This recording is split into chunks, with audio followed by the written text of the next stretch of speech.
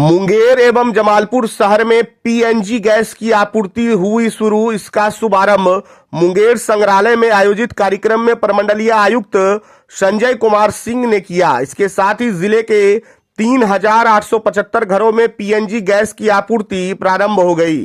साथ ही आईटीसी में भी पीएनजी गैस की आपूर्ति की शुरुआत की गई है। मौके पर आईओसीएल के जनरल मैनेजर नजफ रजा मुख्य रूप से मौजूद थे। प्रमंडलीय आयुक्त ने कहा कि पर्यावरण प्रदूषण को कम करने, स्वच्छ और स्वस्थ वातावरण बनाए रखने के लिए प्राकृतिक गैस ऊर्जा का एक अत्यंत महत्वपूर्ण स्रोत है। आईओसीएल कंपनी का पीएनजी पाइप्ड नेचुरल गैस इसमें अहम भूमिका निभाएगी। उन्होंने कहा कि आईओसीएल पर्यावरण प्रदूषण को कम करने का दिशा में बेहतर काम कर रही है। एक ओर जहां वाहनों में सीएनजी गैस उपलब्ध करा रही है, तो वहीं दूसरी ओर घरों में पाइप के माध्यम से पीएनजी गैस पहुंचाने का काम कर रही है। पीएनजी गैस पर्यावरण फ्रेंडली होने के साथ ही बहुत हद तक सुरक्षित भी है। उन्होंने आईओसीएल के अधिकारियों से कहा कि शहर में अधिक से अधिक घरों में पीएनजी गैस का कनेक्शन देना सुनिश्चित करें। आईओसीएल के जनरल मैनेजर नजफ रजा ने कहा कि मुंगेर एवं जमालपुर में आज से पीएनजी गैस की आपूर्ति शुरू हो गई है। मुंगेर एवं जमालपुर में फिलहाल 3,875 घरों में पीएनजी का मीटर लगाकर कनेक्शन कर दिया गया है।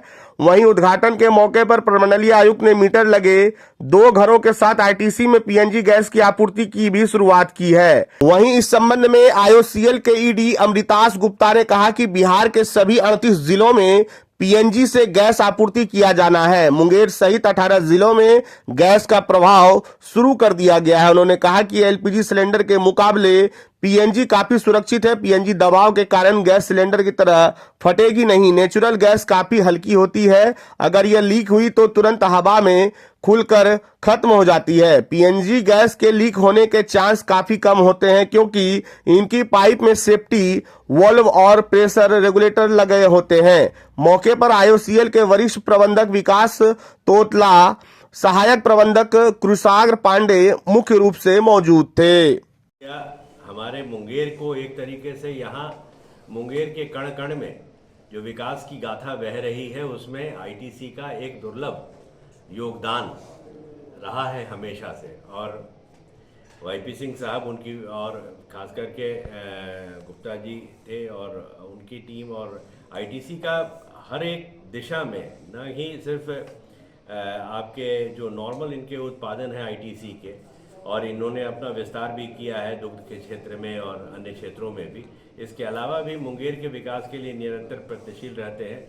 इनका अगर उपयोग आपके द्वारा जो पीएनजी आप दे रहे हैं उसमें ये अगर अधिक से अधिक इंडस्ट्रियलिस्ट के नाते अगर उसका उपयोग करेंगे तो ये हम लोगों के लिए भी बहुत खुशी की बात होगी कि हम लोग पर्यावरण को सुरक्षित रखते हुए ईंधन का इस्तेमाल कर सकेंगे अपनी सेवा के लिए। तो मैं आपको भी आईटीसी एंड पूरी टीम को धन्यवाद देता हूं कि आपने एक परिवार जो एक व्यक्तिगत तौर पे आए यहाँ पे, उन्होंने एक तरीके से हमारे लिए वो एक उदाहरण थे और उन्होंने शुरुआत की है।